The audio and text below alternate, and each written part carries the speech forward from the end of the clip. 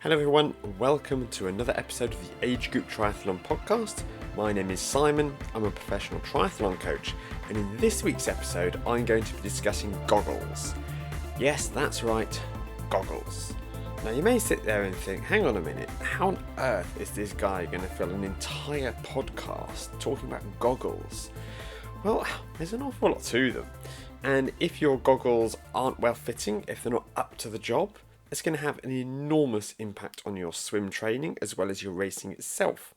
So I'm going to go into a huge amount of detail here, talking about all of the different goggles that you have available, how to find ones that fit, how to put them on.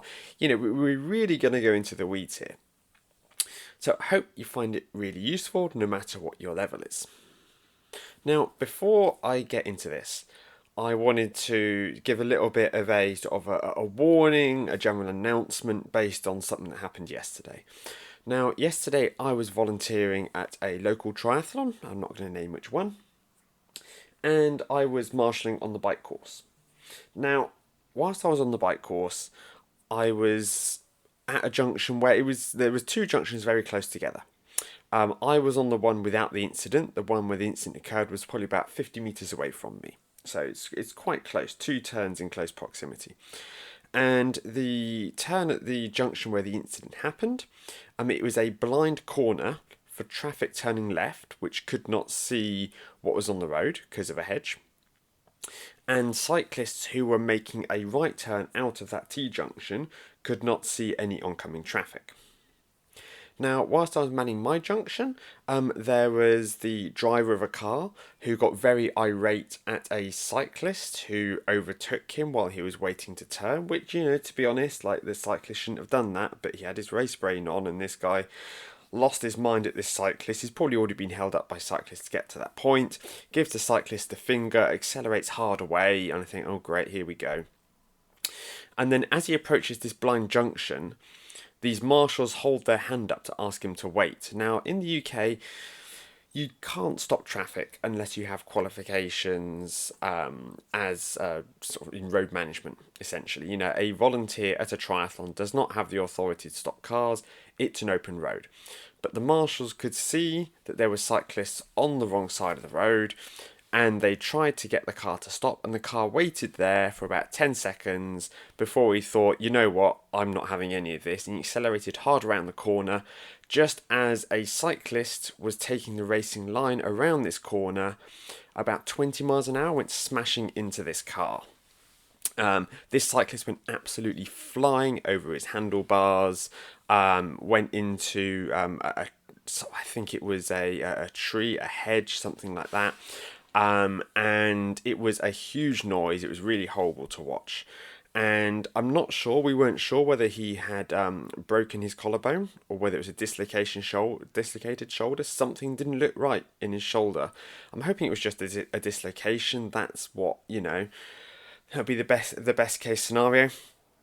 But, it's one of these where the marshalling could have been better, the driver could have been more patient, and the cyclist shouldn't have been on the wrong side of the road. Now, as a cyclist on the open road, you have very little control over the quality of the marshalling or what other drivers are doing, okay? It's just how it goes. But you do have a choice over where it is that you place your bike on the road. So, that it may be that there is a claim on the insurance. To quote the guy who got hit, he said, "That's the end of my 10 grand bike." It was pretty badly damaged. If you want to avoid this, if you want to keep yourself out of trouble, if you want to avoid injured, if you want to avoid a DNF, it's really important that you stay on your side of the white lines. Now, I know it's a race. This guy had no doubt put hundreds of hours of training into his preparation for this event. He was on his second lap, and he was passing athletes who were on their first lap, who were approaching the junction in the sort of the correct way. So there were, in the UK here, if you're going to take a right, then you are in the middle of the road.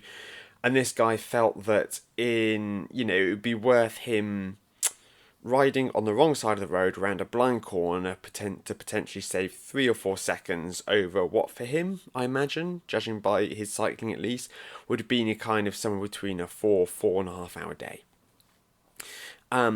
And similar to the episode I did about risk and reward a couple of weeks ago, he took this risk and his reward was, a broken £10,000 bike, a nasty shoulder injury, a trip to the hospital, an ambulance came and picked him up, and DNFing his race. All of this could have been avoided if the cyclist, regardless of the behaviour of the driver, which was not okay, regardless of the subpar marshalling, which again was not okay. None of this would have happened if he, as a cyclist, was on the correct side of the road. The marshals wouldn't have had to try and hold the traffic if he was on the right side of the road. So, as an athlete, I'm asking you, when you're racing, please stay on your side of the white lines. You may remember, some of you, a few years ago there was a incident with Lionel Sanders, professional triathlete, in an Ironman race, it was believed, I seem to remember that the footage, the image, that it was definitely sort of quite contentious, that he had briefly passed on the wrong side of the white lines and he got disqualified for that. The irony being that the Ironman used a press image of another athlete, I believe Christian Blumenfeld, clearly riding on the wrong side of the white lines from the same race. So it really is a rule that I believe should be enforced an awful lot more strongly than it is.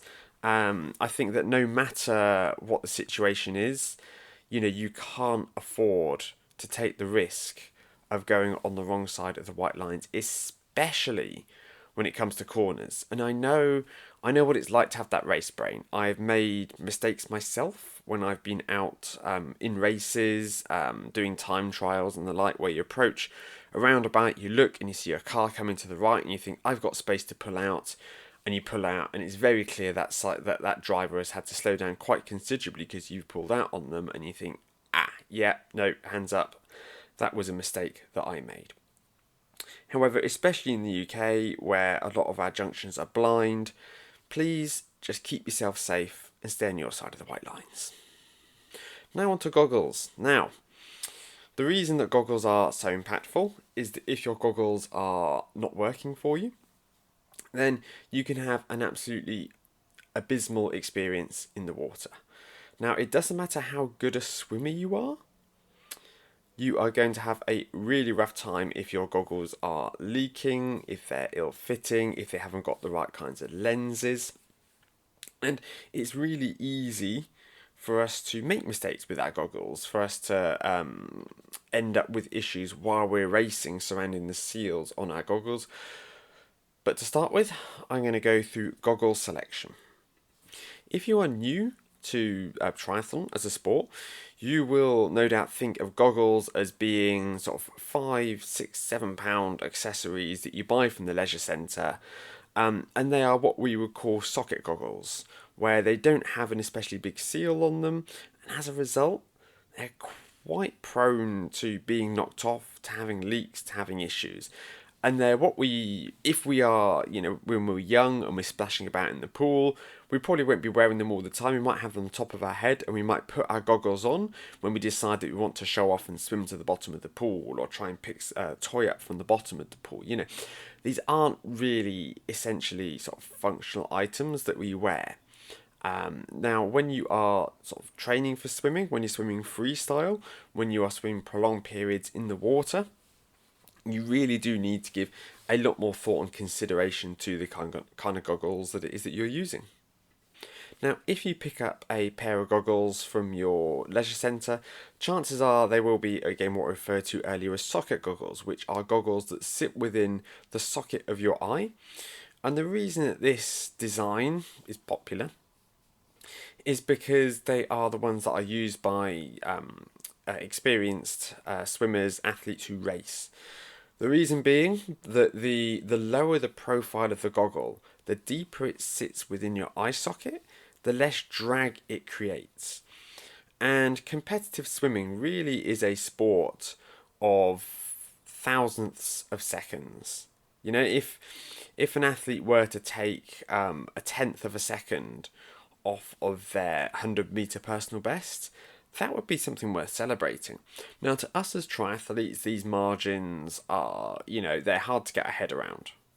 I mean, if your event only takes you sort of 26, 27 seconds, then, anything that you can do to try and take fractions of a second off, whether it's high-end swimwear, whether it is goggles that sit really deep within your eyes, okay, they're looking for every single possible advantage they can get. As triathletes, this is not really a concern for us.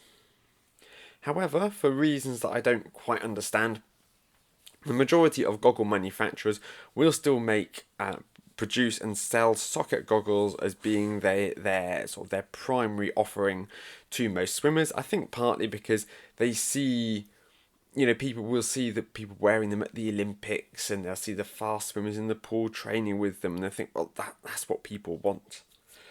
So these are the ones that are most produced. They are also the cheapest to produce due to the fact that they are sort of very small. You don't have a big silicon seal that you need for them.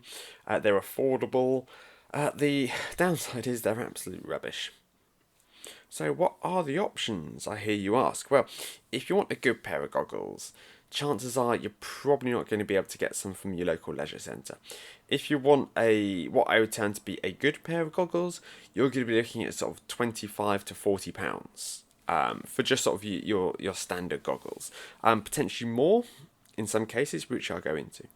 And the kind of goggles that you're after, I would recommend, especially as we're doing, we're going to be doing prolonged intervals in our swim training that are going to be 200, 300, 400 meters and longer, that a lot of master swimmers may not do. They may not swim more than a 200 very often at all. And we cannot afford for our goggles to fall off or have any issues during these length intervals. I think we've all heard stories about professional swimmers who lose their goggles in a race because they came off during the start, during the dive, and they still managed to win their race. And the reason for that is that a pool swimmer, is so familiar with the distance of a 50-meter pool and the length of their stroke and everything involved there, that they probably could swim it with their eyes closed. And they can see enough with their eyes open in the water, which they will be better at than most people, to see where the ball is coming. And that's all they really need to do. As triathletes, especially in open water, that's very different. And it is going to be miserable if we are trying to swim a longer interval without our goggles. So we need to look for some goggles that are going to be, slightly higher quality. Now, I am going to recommend that you look for what I call open water goggles. And these are goggles which they have a much larger lens than your average socket goggle. Okay, and the reason for this is that it allows you to have a good field of view as you are swimming along. So you can see what's happening, to the left and to the right of you. You have a much greater appreciation of buoys for sighting and other things that are going on in the general area. They also provide a much better seal as they sit on top of your eyes instead of inside your eyes. They have a much larger seal as well. So the silicon is much larger and much more sort of practical. It works an awful lot better at keeping the water out, as long as it has a nice seal around your face. So where is it that you would find open water goggles, and how can you identify them as being open water goggles? Well, the best place to start, ideally would be if you had a good sort of triathlon retailer near you. But I know that the number of these is dwindling incredibly. There was a good one in the UK that I went to go check their website the other day, and it took me to the Evans Cycles website. So they've clearly been bought out or just amalgamized with them, which is a crying shame. If you don't have somewhere near you that specialises in triathlon or water sports, head onto the internet and look for a good place to start is triathlon brands such as Hoob, Zone 3. I know they produce goggles. You also have the likes of Aquasphere, They produce some very good goggles. Have a look through different websites. I don't believe that the likes of Blue 70 stock any goggles. Off the top of my head, I'm not sure whether Orca do or not. But these triathlon brands are a really good place to start. Even looking at online triathlon retailer, see what they carry. Look at the sort of the size of the goggles, and most importantly, if they come with different tints, because that really is the key to understanding whether these are goggles designed for open water or not. Now, there is a school of thought that says, well, you should wear pool goggles in the pool and open water goggles in the open water. The reason I'm not a huge fan of this is it can be really difficult to find a pair of goggles that work for you. And if you do find a pair of goggles that work for you, then you'll have to, sort of recommend you stick with them, to be honest. Now, lots of open water goggles will go into different sorts of lenses in a bit. Most open water goggles will come with a variety of different lenses, one of which will be clear. So I recommend that if this is an option, that you get clear lenses. If you want to have different pairs of goggles for the pool and open water, get clear lenses for when you're swimming indoors in the pool, and keep maybe your tinted or polarized lenses for when you are swimming outdoors. A few years ago, 5 or 6 years ago, the idea of polarized goggles was quite popular. I remember I had some myself, but I got chatting to the guys at the manufacturer who created the goggles, and I said to them, these goggles, and I said, how many changes do they have in them with this photochromic lens?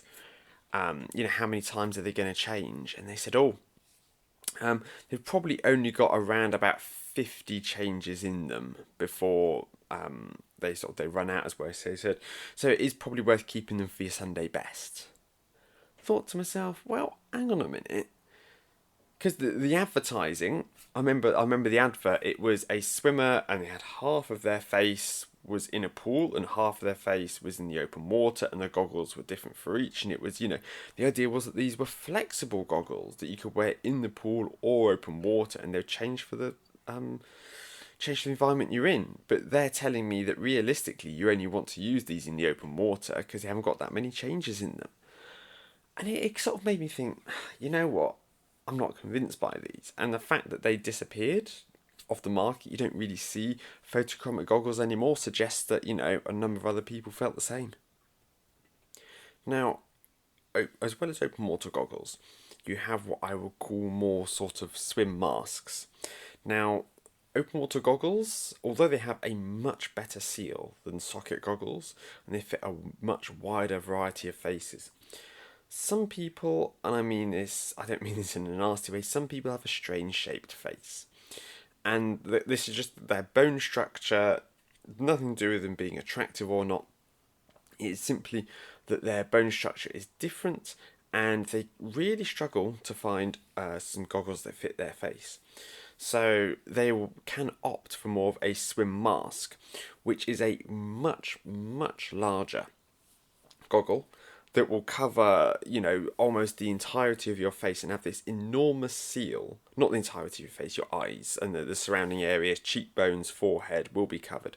It's got a much larger seal, and the idea is that this makes it much easier because the area around your eye sockets and your cheekbones are where the variety in the sort of the shape of somebody's face is generally, and that if you have a big swim mask, no matter what shape your face is, you will be able to wear these, and they will be able to get a good seal on them. They also offer extremely high levels of visibility, spatial awareness, and they may look a bit dorky. They may not look super cool. However, for my money, they are definitely something to consider if you're struggling to find some open water goggles that fit you. Now, how is it that you can find whether any goggles fit you or not? Now, there's an old legend that goes around that, when you try some goggles in a shop, place them on your face and see if they create a seal so that when you bend over, they stick to your face. I have never once had a pair of goggles do this. And in my time working in triathlon retail, I'm not sure that I ever saw a customer manage to achieve this.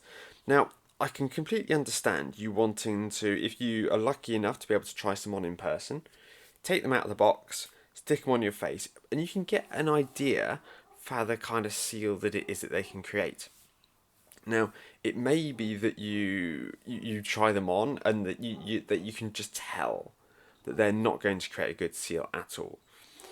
And that's something that's really worth learning quite soon on. Whereas if you put them on and you can feel sort of like your eyes not being pulled into a vacuum or anything like that, but you can feel there is a sense of pressure on your eyes when you put the goggles on, that's a pretty good sign that they are going to be able to keep the water out when you're in the water. However, ultimately, the real litmus test for whether goggles are going to keep water out or not is swimming with them. And once you swim with goggles, you can't return them. It's not like you can just wash them and, pretend that you didn't use them, because, the retailer would just be able to tell by looking at the goggles whether you've used them or not. And the downside to this is that it can be really expensive trying to find goggles that work for you. Because even if you are lucky enough to go into a shop to be able to try someone and go, yep, these feel really good, these are going to work, and then you swim with them and they start letting water in after a few hundred meters, try adjusting them, same thing happens, and the goggles, they just don't fit your face, they just don't work for you. And there isn't much of a market for second-hand goggles. I mean, it could be that if you know somebody at the club that really loves these and you can say, hey, look, I bought these, I use them for one swim, they clearly don't work for me, would you like them? If they already know you, then it might not be that weird, but when it's something that sits so closely to your face and to your skin, it's a bit too personal for most people. So yeah, it can be quite expensive trying to find a goggle that works for you. I'm afraid in this situation, I really don't have much in the way to offer of tips and tricks. What can feel great to start with can start to let water in eventually. But what I am going to take you through is I'm going to take you through some tips on how to make sure that goggles sit on your face correctly. Now, the biggest mistake that people make when it comes to ill-fitting goggles is where they place the back of the strap. So obviously the goggles go on your face, and a lot of people, they will have the strap that will just sort of sit limply over their ears, and the strap will sit kind of towards the base of their skull. The issue with this is that it really doesn't provide an awful lot of grip for the strap. And what you need to do if you want to provide sort of a much better platform for grip for that strap is to move it further up the back of your head. Okay, so it's probably sitting, I'm sort of placing my hand on mine at the moment, at the back of your skull. You probably have something of sort of a lump towards the top of your skull, sort of 2/3 of the way up from where the spine meets the skull, and that, roughly speaking, is where you probably want the straps to be. That would create a much better purchase for the goggle and also improve the chance of the suction taking if you have them up there. Now, a lot of goggles will have a strap that has, well, if not all goggles, have a strap with a split in it that allows you to spread that strap out sort of wider, as it were.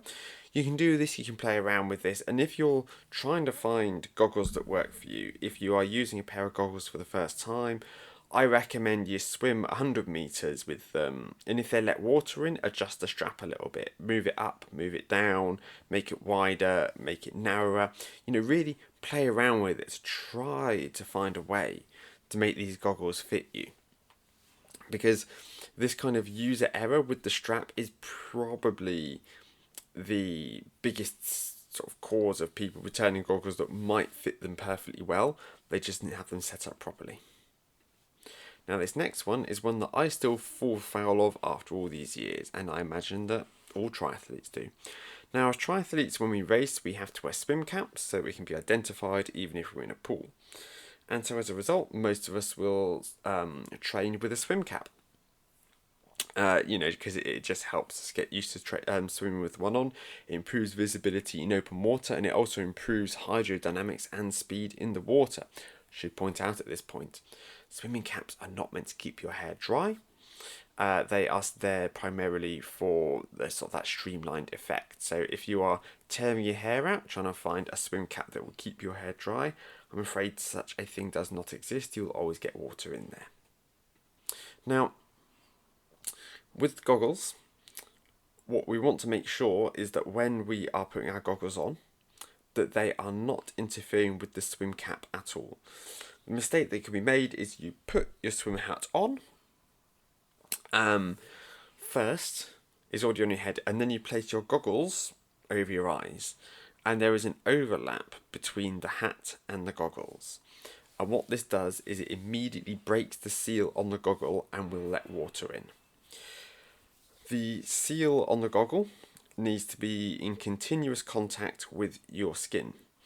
If it hits even just a little lip of your swim cap, it is going to let water into your goggles as you swim along.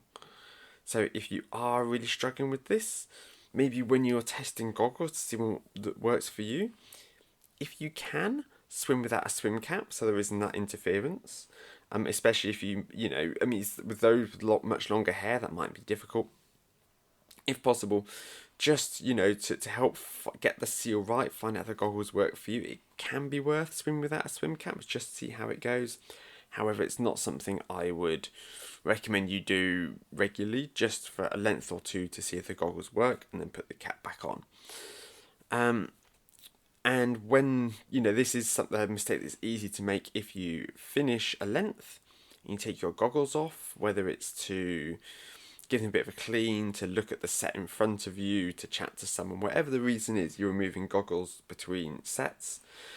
When you then put the goggle on, try to, if you can, make sure that you're not hitting the swim cap as you place the goggle back on, because then you'll push off the wall, start swimming, and start taking water on. Now, another thing to consider when you're looking at the fit of a goggle and how you put them on correctly is the length of the strap. Now, just about all goggles will allow you, I imagine all goggles actually, will allow you to shorten or lengthen the length of the strap depending on the size of your head. Some of the cheaper goggles have a very slightly clunky manual system. I'm not sure the specific term for them, but it's those little bits of plastic that you use on rucksacks that will allow you to shorten or lengthen the straps. Similar thing with swimming. The ones that I prefer, honestly, are the goggles that have a little button that is just on the edge of the goggle, where it meets your ear, and you press that, and it will release. It will release its hold, as it were. It will release the grip on the strap, which allows you to loosen it or to tighten it further. Now, my recommendation, the reason that you go for these, is that sometimes you can start swimming a long interval and your goggles are perfectly comfy. And then as you swim along, slowly you feel a increasing amount of pressure on your eyes as you swim. And it can become really quite uncomfortable to the point where it feels like your eyes are about to be sucked out, but they're not. But it does give you a very notable headache. And having this little button, this little release on the side of the goggle, when I'm swimming along, whether I stop at the wall briefly, or whether I just pull over and roll onto my back quickly in the open water, by just giving this little button the smallest of taps, just to take a little bit of the tension out of the straps, that could be enough to release the tension on my face and cure that headache, cure that head pain. You may then need to just give them a little bit of a tug manually to tighten them up after that, because it's very difficult to let off just enough pressure to prevent the pain, but without letting water in. So you may just need to release it slightly and give it a little bit of a slight pull until you can feel that seal on your face again, and then you can continue swimming. So again, that's something else to consider when you're choosing your goggles. Next up, now that we've got the fit hopefully just about right, I want to look at the different kinds of lenses that you can get and why you might want to try those different lenses. Now, the lenses, they come in a wide variety, it depends on the manufacturer. First one I'm going to look at is your clear lens. And this is a perfect lens for swimming indoors. If you are swimming in a pool, especially one that might be a slightly kind of quote unquote fancy pool, where they might have low level lighting. It can be very difficult to see what's going on around you if you have especially tinted lenses when you're swimming indoors. Again, depends on a multitude of factors, how much daylight is coming in, lighting, all of this. But you may want to go for a pair of clear lenses because they tend to last longer than some of the other fancy lenses as well, and perhaps keep those more sort of tinted and mirrored lenses for other areas. Now, the issue with clear lenses is that if we do use them outdoors, we can find ourselves getting quite blinded by the sun. Now, if we were to head out on a very overcast day, clear lenses might be absolutely fine. There'd be no problem at all. But what we want to be careful of is if we were, especially if we head out for an early morning swim, when the sun's coming up, or even a race. Quite often races happen quite early in the morning. The sun's coming up, and it is just impossible to be able to swim towards the sun because you get utterly blinded. Thankfully, there are some lenses to help us out with this. First up are mirrored and tinted lenses. Now, if I'm honest, I haven't really found much of a difference between a tinted lens and a mirrored lens. I think a mirrored lens is perhaps simply a higher level of tint than your average, sort of tint, just sort of garden variety tinted lens, as it were. They also have quite a strong look to them, the mirrored lenses, especially if you have an open water pair of goggles. You will sort of stand out in the pool with your much larger goggles that people can see reflections of themselves in. I've got a nice pair of mirrored gold lenses, which are definitely a statement. But these lenses are great if you are swimming into sunny conditions because they will help reduce the amount of bright light. Now, this can really be an issue for a lot of people when they're swimming in open water. They're swimming towards the sun, they get outright blinded, and don't get me wrong, a pair of mirrored lenses isn't going to reduce or eliminate the amount of glare from the sun at all. I'm not saying that, but it can make it an awful lot more pleasant. Next up are polarized lenses, and these lenses are designed to generally reduce brightness, as well as helping to really take the edge off of reflections off of the water. Now, if you are swimming in a pair of clear lenses, or sort of mirrored lenses for that fact, if you were to swim straight into the sun, that's always going to be a problem. But not only would you be dealing with the direct sunlight from the sun, but also the reflections of the sunlight on the water, which are going to be blinding in themselves.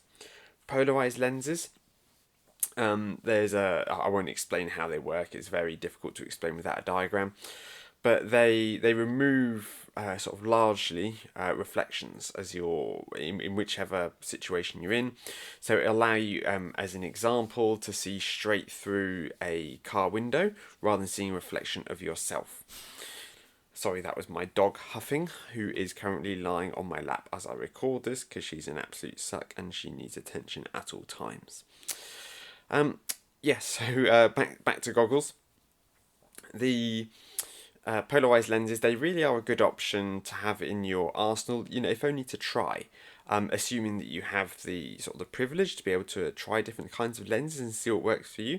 I definitely recommend a polarized lens. I've used them a number of times myself with different pairs of goggles. I don't currently have some at the moment. That's not really by choice or design. It's just that the goggles that I really enjoy using, that fit me the best, don't have a polarized lens, and it's not enough of an issue to make me want to switch to an inferior fit to keep the polarized effect, if that makes sense.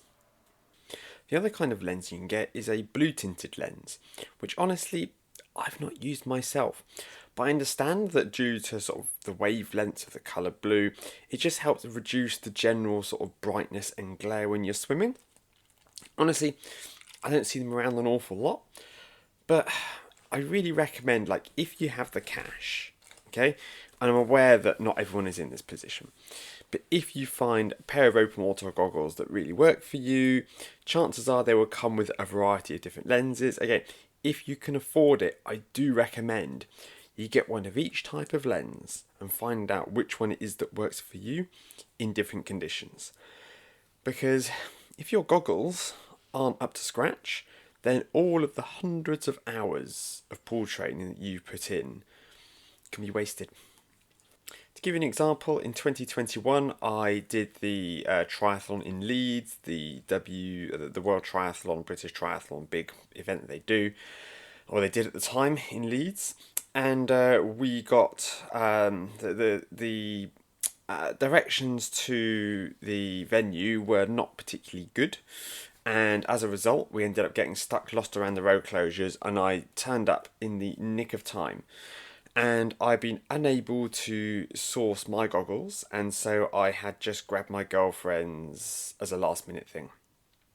And I've never registered, checked in, put together transition so quickly. I remember running down to the swim start in my wetsuit, swimming hat and goggles, running past, and I could see nobody with my same blue coloured hat until I get to the water's edge as the last blue cap swimmer gets in, and the lady who's running the swim start looks at me and she goes, "Are you calm?"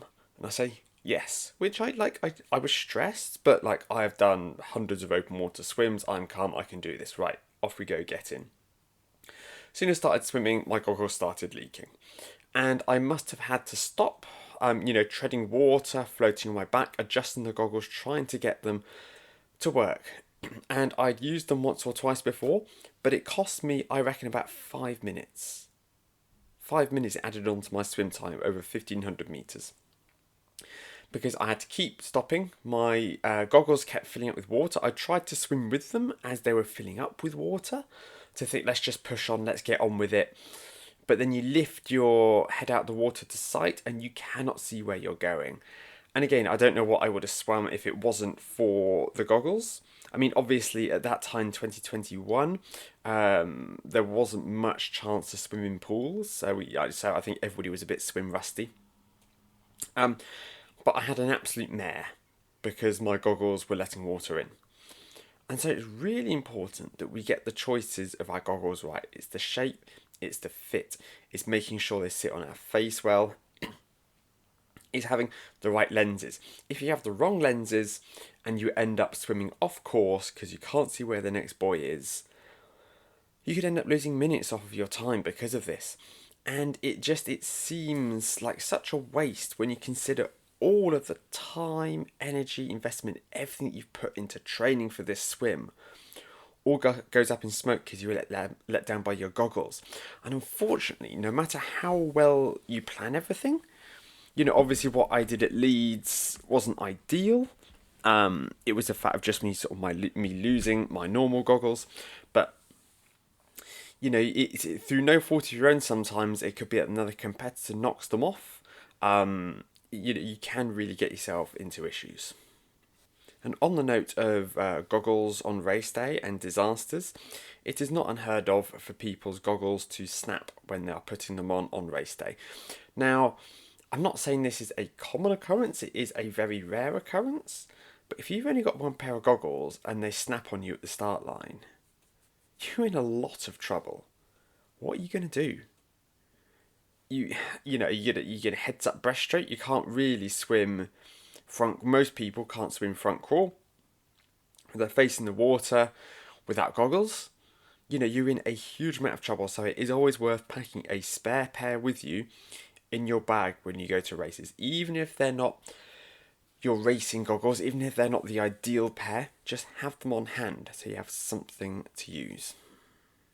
Now, on the subject of choosing goggles, I'm going to go over a couple of brands that produce slightly unusual goggles and why you may or may not want to consider them. The first one is called Magic 5, and I imagine that a number of you will have seen this floating around on social media if you follow triathlon. They claim it's revolutionary. I mean, it's the first of its kind, so it may well be revolutionary. Technology where you use your phone to scan your face, and you then upload the data to their website, and it creates you a custom pair of goggles, designed to perfectly fit your face. Now, I'll be honest, I have heard good things about these.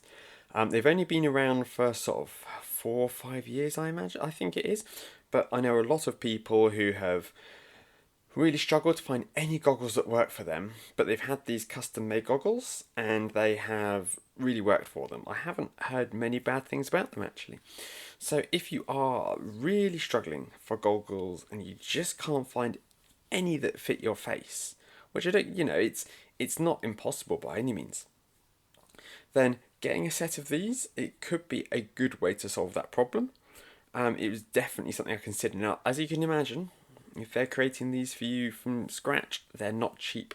But if you search for Magic 5 referral code or something along those lines, a lot of people sign up to be brand ambassadors with them. I think there are a lot of 20% off coupons floating around on social media.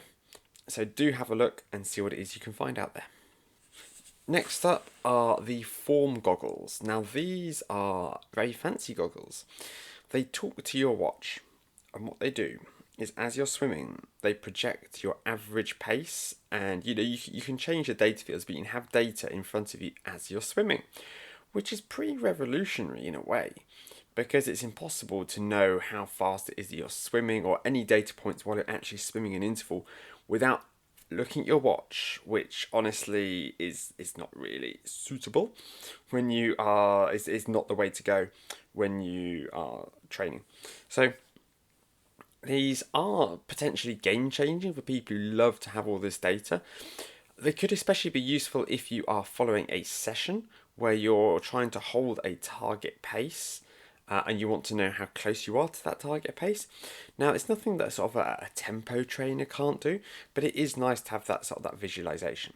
The downside to this, as I understand it, is that some people, because of the way the data is displayed in front of you, is almost sort of projected onto the lens a little bit. It can give people headaches. It can cause some depth perception issues, make people feel a little bit disorientated. And now you can switch this off, but if you're switching all of that data off, why is it that you're paying the premium for those goggles? So again, I've not tried them, so I don't feel that I can really give a firm opinion on them, but I've listened to a lot of people whose opinions I respect. Some of them are relatively happy about it, they get on with them, they like them.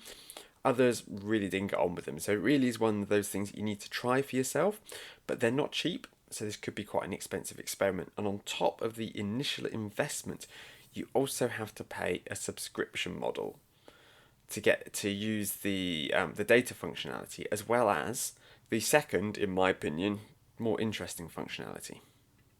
This is their Swim Straight functionality, and it allows you to be able to sort of pick a direction that you want to swim, note a bearing that will appear within the goggles that allows you to swim in a straight line without sighting. Now, the Form do still recommend that you sight every 20 seconds and that a reminder will come up on your goggles to remind you to sight if they haven't detected any, which I don't know, it would kind of annoy me, like, hey, like I paid this money and you like promised me that it's it's going to help me swim straight, but yet you're going to come up with a bunch of reminders that I have to do it the old-fashioned way as well. Like, I don't know how I feel about this. How badly off course can I go over 20 seconds? But some people have really got on with it, and they found it really useful. For me, because every time that you change direction, you have to see where the next buoy is that you want to swim to, note the bearing, and hold that bearing. It does feel a little bit kind of clumsy and clunky. Okay, like it's one thing if you are swimming a course such as, for those who know it, the Ironman Kona swim course, which is a long out and back. And you're going to spend half of the swim heading towards this boat, and then you're going to turn around and you're going to come back to shore. That could work really well. A lot of courses, however, there are a number of turn buoys within these courses. I think is it Finland? I think there's one that has this really convoluted system because it's quite a small lake that it's held in. It is really difficult for you to be able to keep track of lots of changes in direction. Now, I'm not saying that you shouldn't bother with this, that it's not worth it. Again, if you have the disposable income and you want to give it a try, if you think it could really make a difference to your swimming, by all means, give it a go. But I don't feel at the moment, with where the technology is, it's really going to be an enormous game changer for people who are skilled at sighting in the old-fashioned way. Now, I'm going to move on from goggle choice, and I'm going to talk about goggle maintenance. This is a subject that causes a lot of contention among people, because as people are using their goggles, unfortunately, even if you are paying good money for one of the two goggles that I've just listed, or some other nice expensive ones, they are still a consumable item. You will need to get fresh goggles with some regularity, because of a number of reasons. The anti-fog in the goggles, it tends to disappear relatively quickly. To make the anti-fog last longer, don't touch the insides of the goggles with your finger, because the oils will disrupt that. But there will come a point where the inside of the goggle becomes clogged up with too much sort of detritus and dried on bits of just sort of all sorts of crap, really, that you pick up, especially if you're swimming open water, and you will need to go and give them a proper clean. You can get anti-fog replacement spray, so you spray it onto the inside of the lenses to help improve the life of them. But honestly, the cheapest and the most efficient way to sort of replace the anti-fog on your goggles is human saliva. If you give a little spit in them and then swirl them around in the water, that will go a long way to stopping them from fogging up while you're swimming. And unfortunately, goggles fogging up while you swim, it is a little bit of it's a given. It's due to the difference in temperature between the water and your face, especially as you start sort of warming up as you're working hard. And it's really hard for us to be able to stop completely. However, what I would recommend is, if you're the kind of person who has one, maybe two really big races a year, get yourself a brand new pair of goggles for that race. If hundreds of hours of training, maybe even more, hundreds of hours of training have gone towards this one day, I'm sure, when you consider all the other costs associated with racing, I'm sure you can stretch to get yourself a nice box fresh pair of goggles. Give them one or two practice swims beforehand, just to make sure they work okay. I'm sure you can afford to treat yourself to some box fresh goggles to give you absolutely impeccable visibility and water seal during this really important race. So we are getting towards the end of this episode looking at goggles. I told you I could make it last for an entire episode. So I wanted to make a quick note about prescription swim goggles. Now, I struggle with my eyesight. My left eye is especially bad. My right eye, it's bad, but it's not nearly as bad.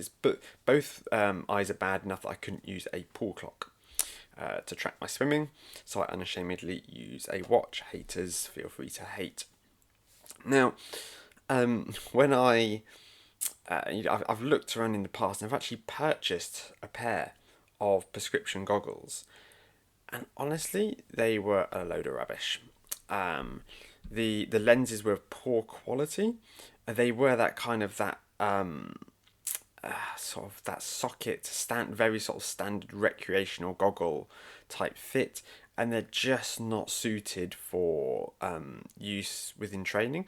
Now, this is the brand specifically that I used. I can't remember the exact name of the brand, not that I'd name and shame. But it could be that if you manage to find, I think off the top of my head, Swans do some prescription lenses. You might want to have a look at that as being a potential. But these are not cheap.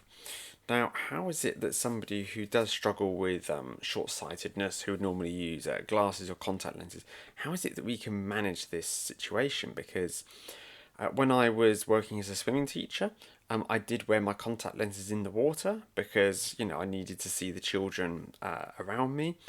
And I ended up with a series of eye infections as a result because of the water. If you have pool water or even lake water that gets stuck between your contact lens and your eye, that becomes a breeding ground for the bacteria, and that's how people get eye infections. Now, at the time, I was definitely more of an avid contact lens wearer. I shortly after this, I met, started dating someone who much preferred me with my glasses on, so that kind of made the decision easy for me. And that's kind of stuck ever since for the last sort of 6 years. But if you are a contact lens wearer, I do recommend against wearing them in the pool because no matter how vigilant you are with your goggles, it's impossible to guarantee, especially over the kind of like training intervals that we do, it's impossible to guarantee that you're not going to get any water in the lenses. And that is just, it's a real health hazard. I got away quite lightly, it was just a bit of conjunctivitis, which stopped me from wearing my glasses for a few days, contact lenses for a few days. But it can be a lot nastier than that. So, please do be careful with this. It's not worth taking the risk. Either just, if you're training, I mean, what I do when I'm training, I just use my watch and I just, make sure that I'm careful with who it is that I'm around. If you're someone who's so short-sighted, as I'm in my left eye, that it's just not safe for you to swim without any kind of prescription, then yes, you might want to, your hand might be forced. You might need to look at some of those prescription goggles. But I would recommend against contact lens swimming. The exception that I make to this is on race day, where I will race in my contact lenses. So I'll make sure that my goggles have a really good firm fit on them ahead of the start of the race. And I will, in transition, I will have my glasses there as well. So if I come out of the water and and I've really taken in water, whether it's because the goggles got knocked off, whatever the matter, I will whip the contact lenses out and put my glasses on instead. If it's a really bright day, it might actually have a second pair of contact lenses with me that I can then stick into my eyes. Once you've been putting contact lenses in for several years, you get pretty good at putting them in. I can put the contact lenses in around about 20-30 seconds. And that will allow me to put sunglasses over the top of them if it's a really bright day. But if it's an overcast day, I might just go with my glasses to save a little bit of time in transition. So again, that is my guidelines. Those are my recommendations when it comes to prescription goggles and swimming if you're short-sighted.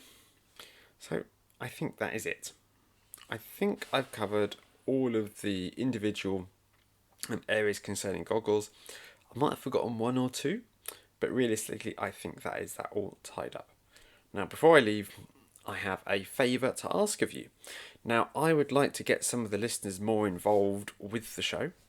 So, for next week's episode, I would like to do a question and answer episode. So, I would like you to send me in your questions so I can then answer them on next week's programme.